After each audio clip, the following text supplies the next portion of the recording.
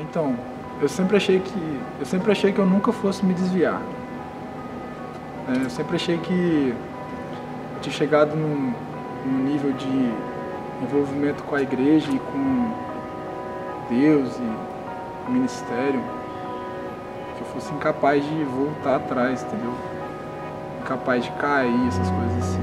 Então eu achava que eu estava na zona segura do cristianismo, assim. Eu sempre achei que eu realmente nunca fosse me desviar. E talvez esse foi o meu pior erro, porque eu acabei entrando numa rotina dentro da igreja de fazer um monte de coisa, e quando eu percebi, eu só estava vindo na igreja para fazer as coisas que eu tinha que fazer, que eram minhas obrigações, tanto na banda quanto na igreja.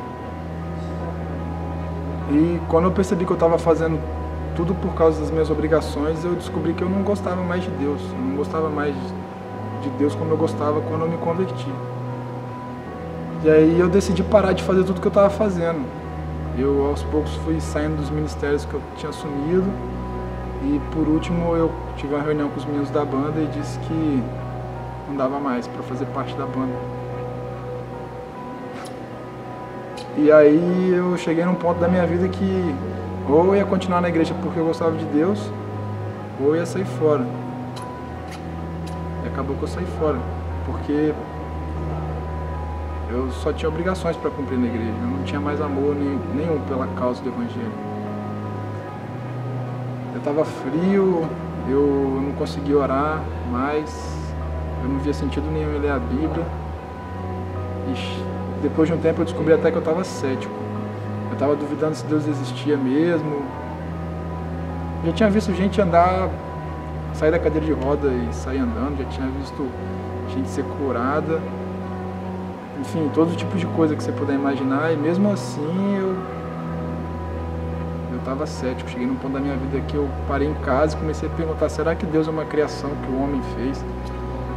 A própria cabeça, para justificar que a vida é mais do que depois que você morrer ir para um lugar escuro. Enfim, aí eu me joguei no mundo, né? E comecei a fazer coisas que, se você perguntasse para mim há 7 meses atrás, eu achava que era impossível. Enfim, eu me joguei numa vida terrível.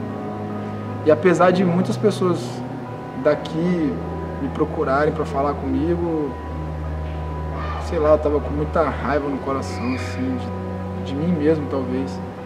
E por isso eu não dava ouvido para ninguém. O Johnny cansou de me ligar, a Poliana cansou de falar comigo. Muita gente cansou de correr atrás de mim aqui. E muitas vezes esse carinho e esse amor eu acabei levando pro lado errado.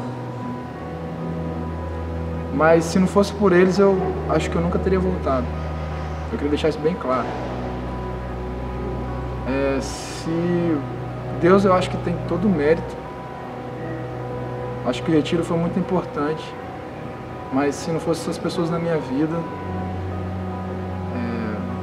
eu acho que eu nunca teria voltado. Eles sempre insistiram, sempre estiveram no meu pé, sempre estiveram falando comigo para mim voltar, que não era por aí, que eu não era essa pessoa. E por mais que muitas vezes eu não tivesse dado ouvido, no fundo eu sabia que eles tinham razão. Quando eu fui pro retiro, eu não tinha planejado voltar para Deus.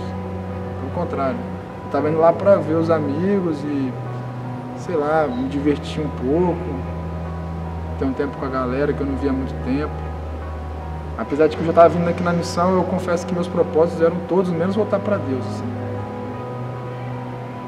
E o que aconteceu foi que quando o pastor começou a pregar, eu já tinha falado com o pastor Fred que eu estava precisando voltar para a igreja, né? Eu tinha chegado num nível da minha vida assim que eu não conseguia dormir uma noite sem estar alterado. Eu não conseguia deitar a cabeça no travesseiro sem estar drogado, sem ter usado alguma droga e dormir, entendeu? Porque no fundo, se eu fosse deitar sóbrio na cama, eu não ia conseguir dormir, eu ia ficar pensando em tudo que eu estava fazendo com a minha vida.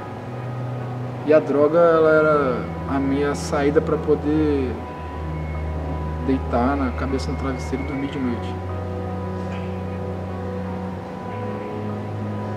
E eu tinha falado com o pastor Fred uma vez que eu queria voltar para a igreja, porque eu queria parar de sei lá, de estar envolvido com essas coisas, de tanta droga, de tanta, sei lá, tanta perdição, tanta festa, tanta gente ruim na minha vida. Muita briga lá em casa, eu cansei de ver meus pais chorando por minha causa, cansei de ver meus amigos chorando por minha causa. Mas no fundo isso só me deixava mais confuso, né? Enfim, teve uma hora da minha vida que eu comecei a vir na igreja, fui para o retiro, e lá, quando o pastor começou a falar daquilo de pessoas que estavam afastadas, teve uma hora que as palavras do pastor Fred, elas nem eram mais traduzidas na minha cabeça, não. Eu só, cada vez que ele falava mais coisas, meu coração só acelerava mais, eu só estava pedindo para ele, por favor, faz o apelo logo, eu preciso ir na frente, eu preciso me entregar para Jesus, eu preciso voltar. Sabe, eu passei o carnaval em Conceição da Barra, acho que é o lugar mais caótico do Espírito Santo para passar o carnaval. E eu vi pessoas dando tiro uma nas outras, brigando, e fazendo sexo no meio da rua, usando drogas. Todo mundo parecia feliz, sabe? Só que os três dias que eu passei no retiro, eu via no rosto das pessoas alegria de verdade. E aí, na minha cabeça ficou esse contraste e eu percebi, cara, essas pessoas são felizes. Apesar de que lá fora todo mundo prega uma alegria, eu sei muito bem como é que é depois que acaba a festa, depois que acaba o rock. E ali no retiro não, entendeu? E foi legal que quando o pastor fez o apelo, eu sei lá, eu não olhei pro lado, eu olhei que estava na minha frente. Eu não queria saber de nada, eu fui correndo e quando eu cheguei lá na frente eu senti um peso sobre mim, sabe? Mas não um peso ruim, eu senti como se alguém me abraçasse muito forte. Muito legal, cara. O coração acelerou pra caramba e eu só consegui sentir muito amor, assim, muito amor, muito amor, muito amor. E eu só repetia, Deus, me perdoa, por favor, me perdoa. Eu não pedi nada pra Deus naquele momento, eu não pedi pra ter banda de novo, eu não pedi pra cantar, eu não pedi pra nada, eu só pedi uma coisa, me perdoa. E eu, sei lá, o que mais me emocionou foi que eu só consegui ouvir de Deus, eu te perdoo.